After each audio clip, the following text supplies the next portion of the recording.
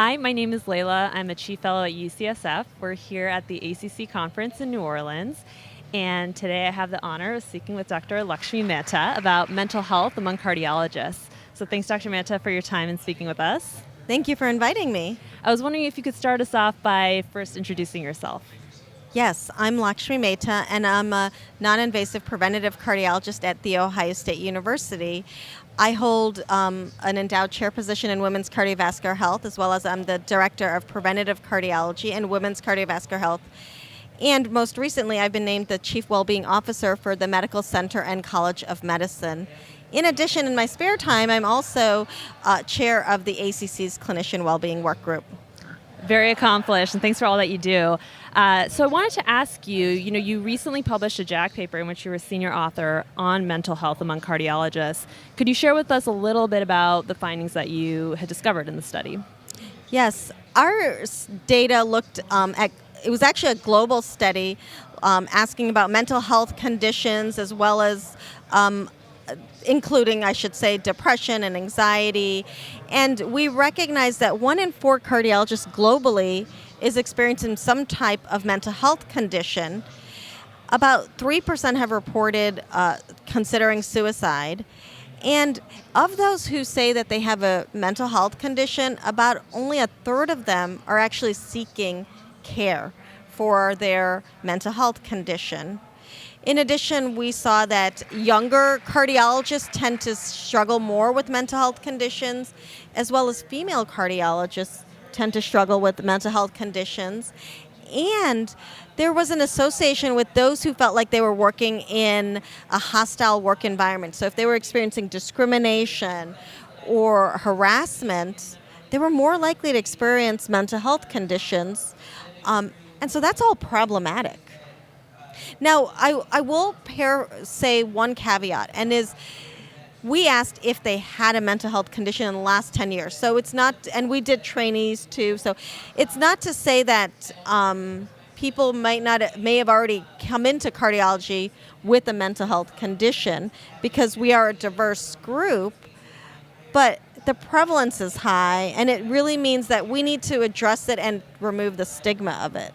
Absolutely. It's a shocking number. And I'm curious, are there reasons that you were able to identify as to what is contributing to burnout and mental health issues among cardiologists? That's a great question, but I think I would want to say that just because someone's burning out doesn't mean they're going to have a mental health condition and suffer from depression or anxiety. And just because someone has burnout and just because someone has depression and anxiety doesn't mean they're struggling from burnout. So they can be two separate entities. We know, like in the burnout data of ours, that the work environment can be difficult for our colleagues. And so the immense workload that we're experiencing can contribute to burnout and be problematic. And we know nationally there's a lot of systemic issues that are contributing to burnout. In terms of these mental health conditions, we saw some predictors which is associated with the hostile work environment, the discrimination, and the harassment.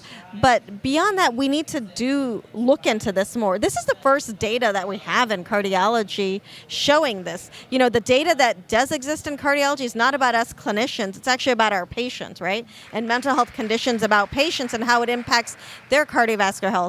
But this is the first study that's looking at how mental health conditions impact us as clinicians. And we were able to show that it impacts how we interact with our colleagues and with our patients, and that's problematic. Absolutely. And is there anything that ACC is doing to try to combat this and try to work on improving mental health among cardiologists? Excellent question. So the ACC, we have a clinician well-being work group, and we are looking at this along with many of our colleagues across the college. So for one thing is we need to destigmatize mental health conditions. We need to acknowledge that any one of us can have it at any point in our life, and that's okay. And that if we're experiencing it, we need to be seeking help. right?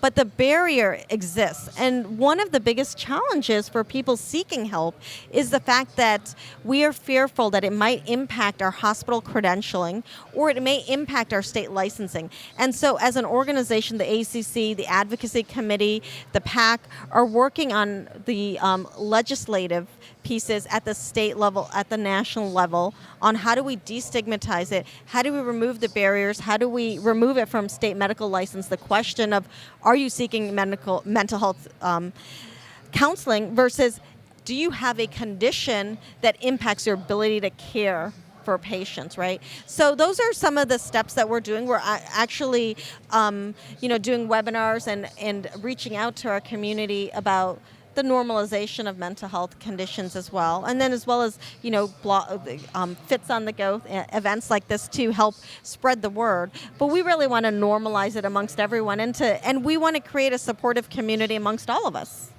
That's such important work. And we should also mention that you first authored an opinion piece that was jointly published among ACC, AHA, ESC, WHF, and you talk about this a little bit in the paper.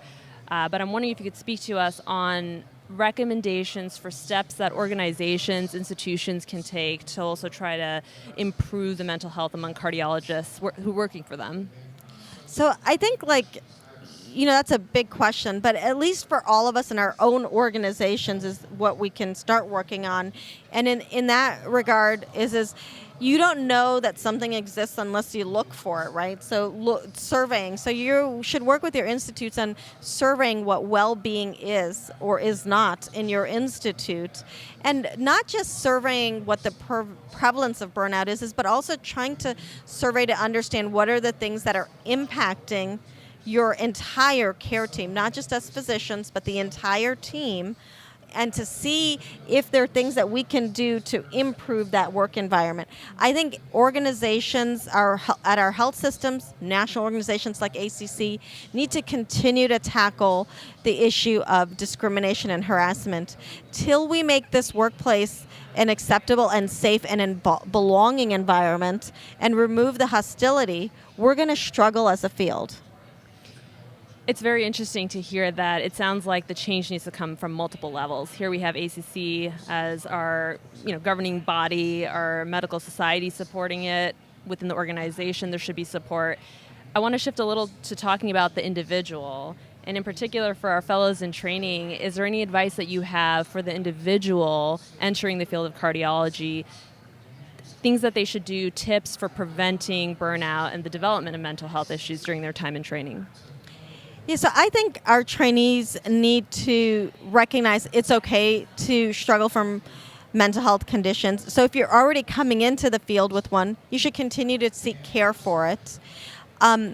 Along that, though, I think we all need to take care of ourselves, making sure that we're trying to get the adequate amount of sleep, making sure that we're exercising, we're eating well are really essential.